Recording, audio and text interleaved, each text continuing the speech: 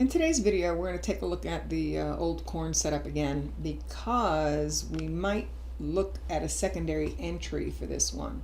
Now, if you remember what I gave you last week, we had a couple of zones that we were watching for possible support.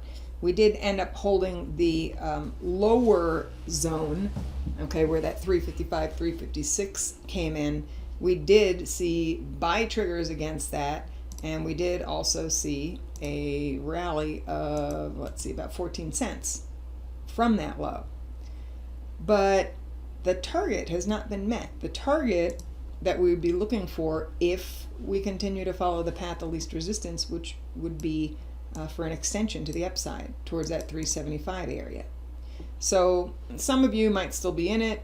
You might have trailed up a stop. You might have booked profits. I'm not sure. But what I would do, since we don't always get moves straight up into targets, is I would consider this last low pivotal, and I would now watch for a secondary entry on a pullback. But to do that, what we really need to do is go down to a lower time frame chart. So here's a 60-minute chart, and what I'm going to do here is just run the retracements of that prior swing, and then also I want to run a couple of projections of these prior declines. So it's this larger decline, high to low, projected from the high, comes in at the 358 area, and then the smaller swing, high to low, projected from the high.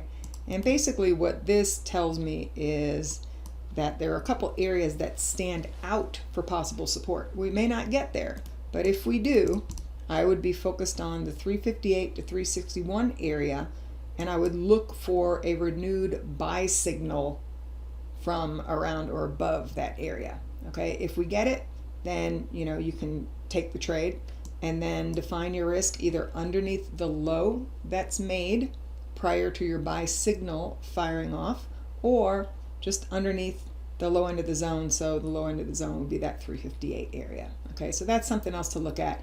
Again, we don't know if it's going to set up for sure that way Monday, but you can definitely watch for it just in case.